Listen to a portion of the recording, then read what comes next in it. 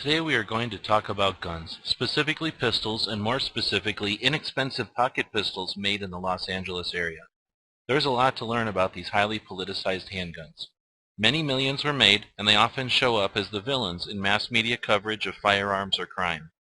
Since they are simple designs, crudely made, and offer few extras other firearms offer, many shooters shy away from these as they do not hold up well to heavy range or recreational use. So not surprisingly, while researching, it was difficult to find much open-minded coverage or discussion about these firearms. We will look at some of the relationships between the firearms, the people that build them, their companies, and other factors that make up this complicated and interesting facet of United States firearms history. As a disclaimer, all of our research was done online in an honest attempt to better understand firearms history here in the U.S. It's not an attempt to offer legal advice. We offer this strictly for educational and entertainment purposes. We need to begin where much firearms research begins, with the great John Moses Browning. Of course, entire books have been written about him, and we'll still need many more to cover all the inventions and ideas he left us with. The few that we'll concentrate on here will be the 25 ACP cartridge and his vest pocket pistols. At the turn of the last century, Browning decided it was time for the 25 auto, and so it became. In 1905, he invented the cartridge and the pistol to go along with it, the FN Model 1906, and soon after the US version, the Colt Model 1908. These very popular pocket pistols have a history of their own, as they are each over 100 years old. These were invented to meet a demand, and they did so successfully for over a century, and many other small pistols followed. This is where our story begins, but now we'll stop and take a look in another direction towards the United States firearms law. In 1968, the Gun Control Act was passed. It became the third largest federal firearms policy, surpassed only by the 1934 NFA and, of course, the Second Amendment to the U.S. Constitution. The GCA became Title I of the U.S. federal firearms law, and the NFA became Title II. This is essentially U.S. federal law that regulates the firearms industry. It does this by regulating interstate commerce and prohibiting any transfers of firearms across state lines unless through a licensed dealer. The GCA also added a sporting purposes qualifier which regulated the importation of certain firearms. The Gun Control Act of 1968 is also where we get the 10 restrictions on firearms ownership, along with the creation of the FFL licensing system, the requirement for serial numbers on firearms, prohibitions on age, direct ordering, and even the assembly of firearms. But the part of the 1968 Gun Control Act that we will concentrate on here for purposes of this research is the ATF Form 4590. The 4590 is the importation guidelines that limit what types of firearms can be brought into the United States for resale. Let's take a closer look at that form. This is the actual factoring criteria for any handgun being imported into the United States. The column on the left is for pistols, the column on the right is for revolvers. Now, each firearm must meet enough characteristics deemed necessary by the 1968 Gun Control Act to reach a total of 75 points on their chart. If a firearm cannot meet these criteria, it's not able to be imported. Now, looking even closer at the criteria for importing a pistol, you'll see that there's only a possible 100 or so points if you count everything on the list, which means there are only about 25 points worth of characteristics that can be adjusted in order for a firearm to qualify. And if you look even closer at the math, a pistol with the caliber less than 9mm automatically loses 10 points, and if it's a single action, it loses another 10.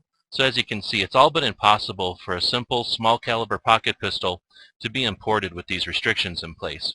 And many people suggest that's how it was designed to be.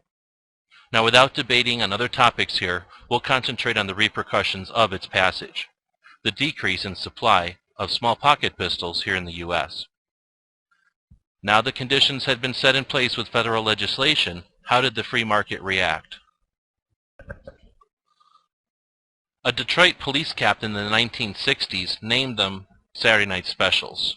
Characterized by low cost, small size, and light caliber, these low-end firearms have been the target of anti-gun organizations as well as most mainstream news and media since the 1960s and 70s. Since these firearms are on the low end of the spectrum, they don't get much respect, attention, or even defense from firearms enthusiasts either. Now, the first wave of these low-end handguns were the subject of great debate and news coverage in the early 60s, and those early Saturday Night Specials were mostly imported from Europe until importation was halted in 1968. While there were many new U.S.-made Saturday Night Specials being built around the country to fill the demand, far more were made in Los Angeles than anywhere else. An emergency room doctor and anti-gun crusader in the LA area coined the phrase "ring of fire" to describe his displeasure about the many firearms manufacturers located within an hour of downtown Los Angeles. Let's take a closer look at these ring of fire manufacturers on a map of LA in the order they came to be. At first glance it seems like a lot of companies, because there are a lot of them, and it may seem a little complicated because many of them have operated from more than one location.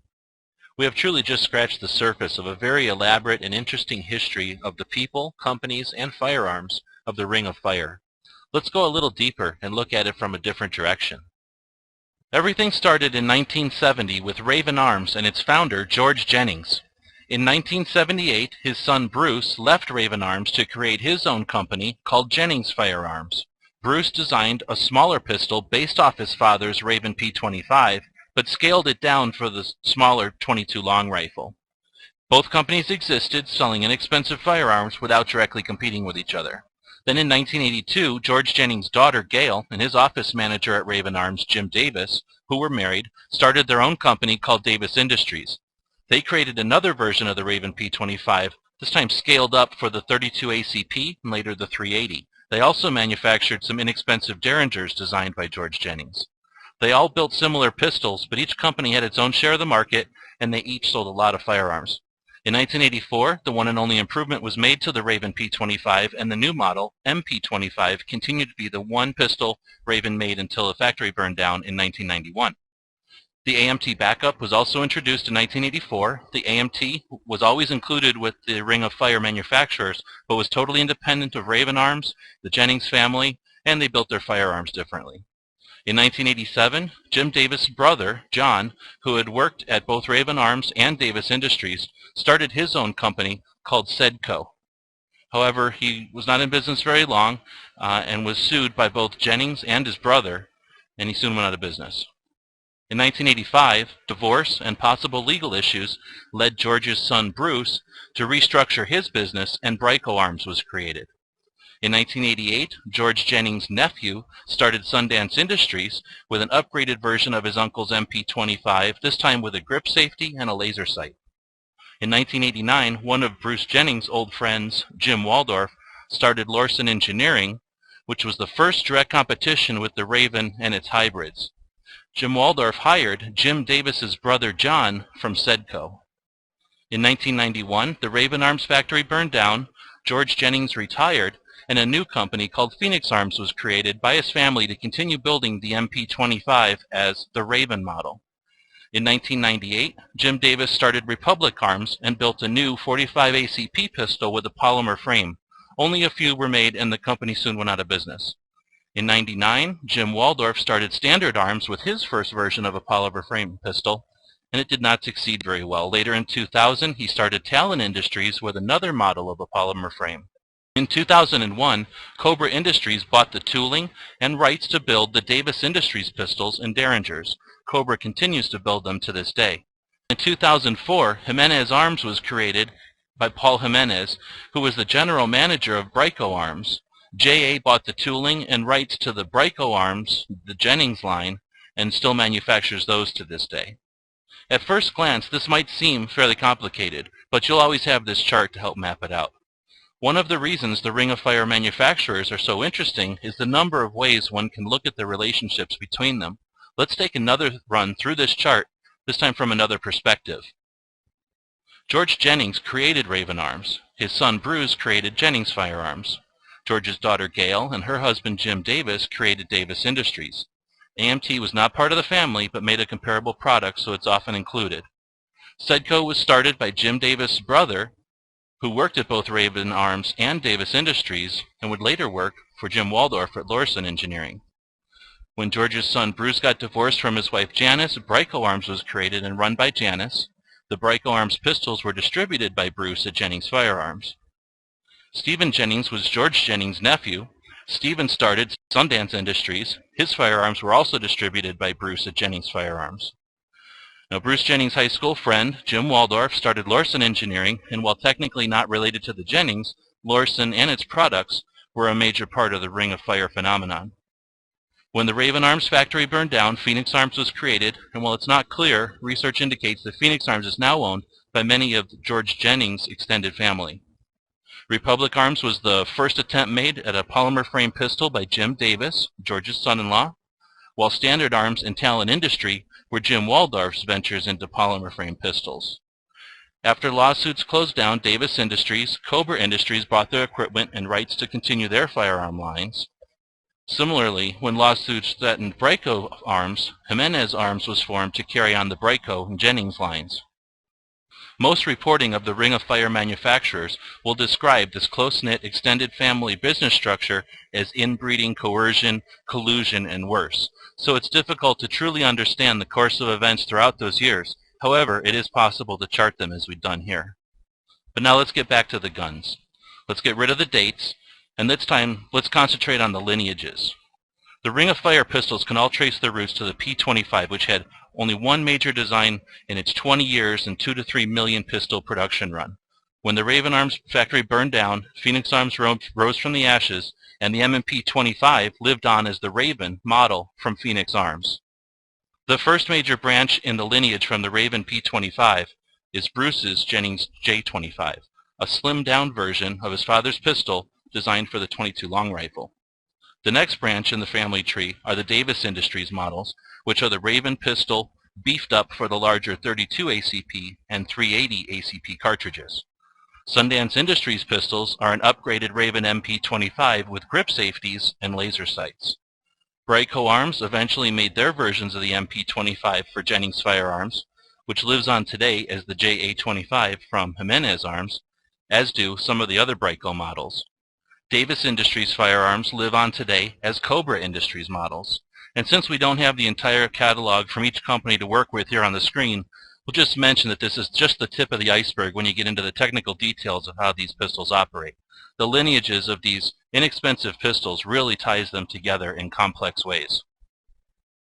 Now let's focus on each of the companies and what makes them unique in the Ring of Fire story.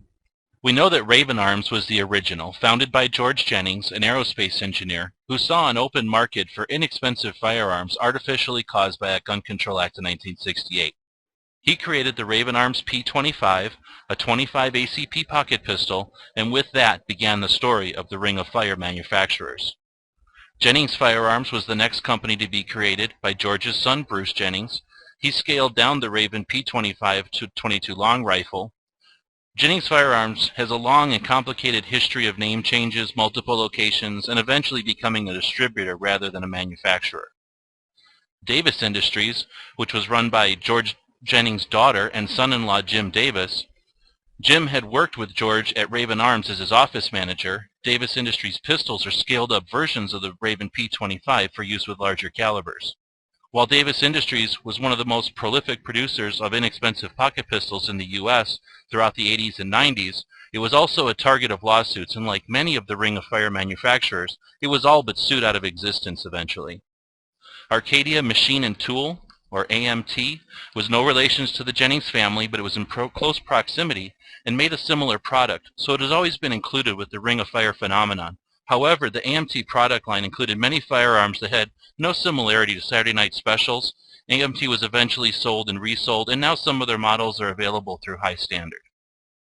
Calwestco is an interesting facet of this story, and one that makes understanding the relationships between the companies more difficult. In 1985, Bruce Jennings divorced his second wife Janice after a domestic violence incident. Because a domestic violence arrest can put a federal firearms license in jeopardy, Bruce decided to reorganize his company to avoid potential complications. Calwestco was created and run by Gene Johnson, the office manager from Jennings Firearms. While it's difficult to research the specifics, the new company, Calwestco, and later Bryco, were the manufacturers for Jennings Firearms, which eventually became a distributor instead of a manufacturer. In 1987, John Davis created Sedco Industries. John had worked at Raven Arms as a machine operator, then left to work with his brother Jim when he created Davis Industries. The brothers did not get along well, and John left to start Sedco, creating a .22 caliber pistol designed to compete with the Jennings J22. However, Sedco only lasted a short time as John was sued by the Jennings family and his own brother. Later, John would work for Lorcin Engineering. In 1988, or some sources say 1992, Bryco Arms was created to build guns for Jennings firearms. Bryco was named after Bruce Jennings' son, Brian, who was George's grandson. Bryco Arms was run by Janice Jennings and manufactured models based on the Jennings and Raven MP25 with Bruce's upgrades and improvements. In 2003, Bryco was the focus of a lawsuit. A 12-year-old babysitter was unloading a Bryco pistol and pulled the trigger with the round still in the firearm. He shot a 7-year-old named Brandon Maxfield in the neck. We will talk more about Brandon later, but for now, Bryco Arms was left facing a $24 million record settlement against them. Bryco Arms went bankrupt. In 2004, Paul Jimenez, who was the foreman at Bryco Arms, bought the equipment and rights to continue building the Bryco model pistols. Sundance Industries was short-lived, direct branch off the Raven Arms family tree. Sundance was owned by Stephen Jennings, who was George's nephew. And his major improvement to the Raven MP25 was a grip safety and a laser sight option. Lorcin Engineering is another key player in the ring of fire manufacturers and has only an indirect relationship with the Jennings family. Jim Waldorf started Lorcin in 1989 and produced handguns in multiple calibers from .22 long rifle to 9mm. Although Jim shared similar perspectives on producing inexpensive firearms for the masses, he did not work directly with the Jennings family on any major products. Lorcin Engineering was plagued with its share of problems, none of which helped the reputation of the ring of fire manufacturers. Theft by employees, lawsuits by customers, and lousy reviews by firearms enthusiasts all led to the eventual downfall of Lorcin Engineering. Phoenix Arms rose from the ashes of the Raven Arms factory fire, only in a different location. And although it's not easy to research, it seems that the Jennings family runs the show at Phoenix Arms. Their line of products has been reduced to 2 models, but they're still making inexpensive firearms today. And Phoenix Arms is one of the 3 remaining companies producing the original Ring of Fire products. Republic Arms, created by Jim Davis, only lasted a short time. They produced less than 1,000 Patriot 45 pistols in 45 ACP using a polymer frame. While Jim was developing the Patriot 45, Jim Waldorf started Standard Arms and later Talon Industries with his attempts at polymer-framed inexpensive pistols, neither of which were a success. None of these 3 companies lasted more than a year. Although these last 3 companies were never included in the Ring of Fire hype that was created in the news stories in the 1990s, they are part of the Ring's lineage. Depending on how you see it, you might think companies that last only a year with experimental products which failed were pushed onto the market by greedy, uncaring capitalists wishing to make a dollar from the blood of the masses. Or alternatively, you might see entrepreneurship, new materials technology, innovation, and free market forces at work. The last 2 companies we'll focus on were never part of the Ring of Fire manufacturers. However, they are descendants of those original companies and offer their products for sale today. Cobra Enterprises purchased the machinery and design rights from Davis Industries and produces some of their pistol models along with their Derringers. Cobra also offers new models of the Talon Industries pistols. Jimenez Arms was created by Paul Jimenez in 2004 after buying the equipment and design rights from Bryco Arms. After unsuccessful safety testing in California, JA moved to Nevada.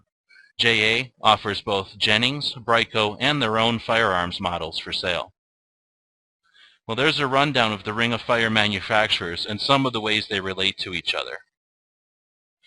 With the volume of information and the complex ways it interrelates to each other, it seemed beneficial to graph it in various ways. Looking at the same information from various angles helps to tell the story. Here's a chart that would have taken forever to research before we offered it here in one place. Here is the same chart laying out that relationship between the various companies' pistols. And here's much of the same information in a timeline form. Here's that same information arranged differently to show the lineages of the particular product lines. And yet another timeline with some added events for reference. We are about to talk about the media's influence on the Ring of Fire, and this timeline helps illustrate those mainstream media articles happened to occur around the introduction of the Brady Bill and the 1994 assault weapons ban. It's also a time when polymer frame pistols were being developed and coming into the market in volume. We don't mean to indicate that there's a cause and effect relationship with these other events, but it is interesting to see their proximity on a calendar. This is where most of the firearm research ends, but the politics, legalities, and discussion don't stop here. Any discussion of the Ring of Fire firearms manufacturers will need to cover the topic of lawsuits. While this may not be the most interesting aspect of the Ring of Fire, and we will only briefly touch on it here, it certainly is a dramatic aspect and worthy of a closer look. Let's look at the case of Brandon Maxfield versus Bryco Arms. In 1994, when Brandon Maxfield was 7 years old, his 12-year-old babysitter shot him in the face with a Bryco pistol. This was an accident while the babysitter was attempting to unload the pistol. However, being unfamiliar with the controls of the gun, and obviously in violation of the 4 basic gun safety rules, Brandon was injured and is paralyzed from the neck down. 9 years later, after a 2-month trial, a record judgment of $24 million was granted to Brandon against Bruce Jennings, Bryco Arms, and Jennings Firearms. The verdict was entirely for compensatory damages. No punitive damages were sought. All those named in the lawsuit, along with various trusts and partnerships controlled by the Jennings and the other companies involved in the settlement, filed for bankruptcy the day after the trial. 2 years later, in 2005, the Bryco factory equipment was for sale in bankruptcy court. Paul Jimenez, the factory manager from Bryco Arms, started the bidding at $150,000. However, Brandon had waged an online campaign to raise funds in order to buy the Bryco Arms factory. Brandon raised the bidding to over $500,000. While Paul Jimenez eventually was successful and won the auction at $510,000, the inflated price was somewhat of a victory for Brandon.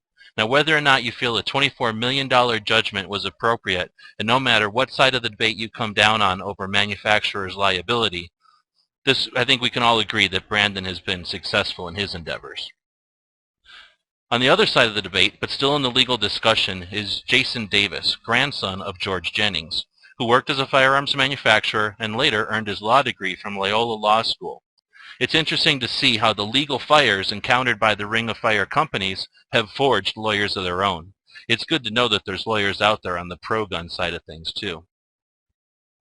Any comprehensive discussion of the Ring of Fire manufacturers must include the news articles of the 1990s, which created the hype and call to arms against them.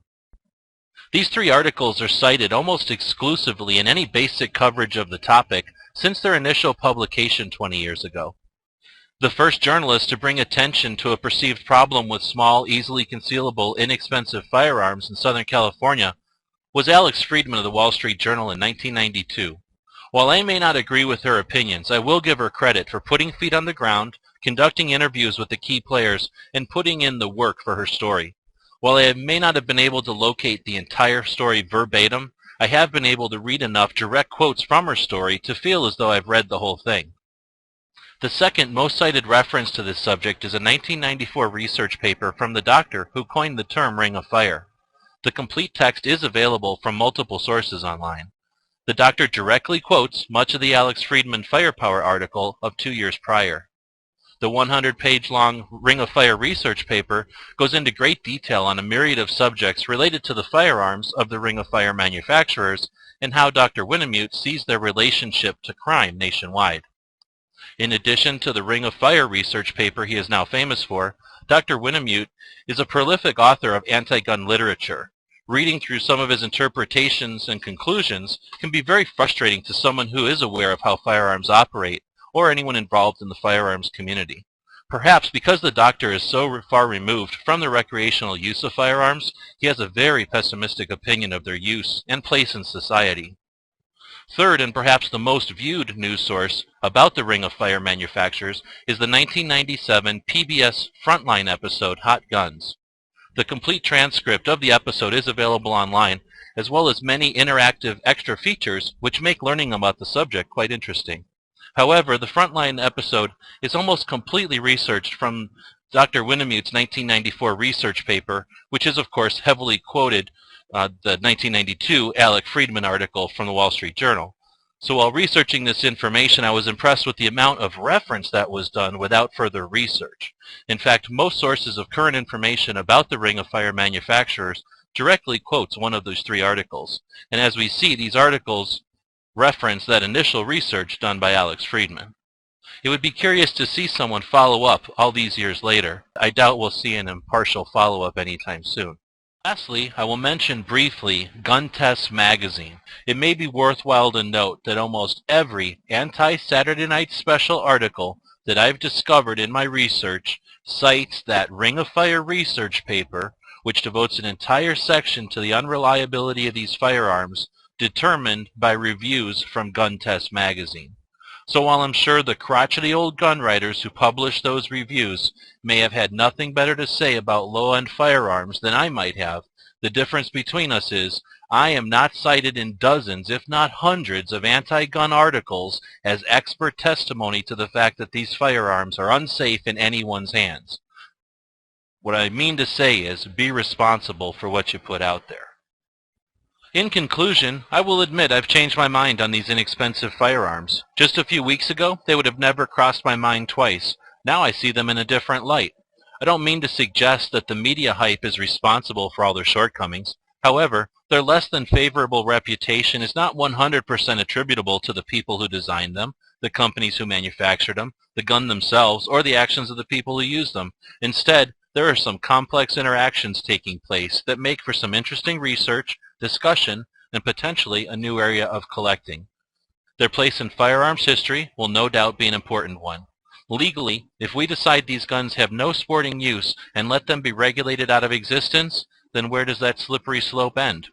Requiring manufacturers, distributors, retailers, and customers to justify why they want a product is another potential slippery slope.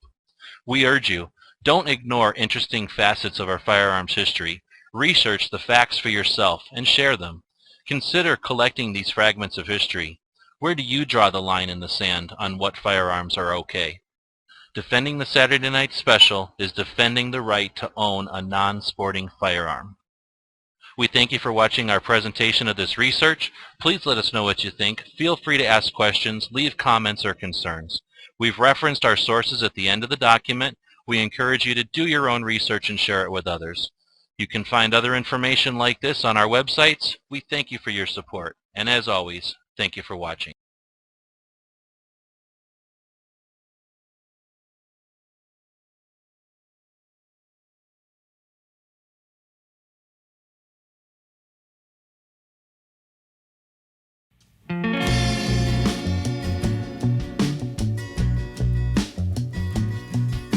The guys and gals of GunWebsites.com encourage you to take a CCW class every year, practice at least once a month, and carry every day. Thanks for watching GunWebsites.com.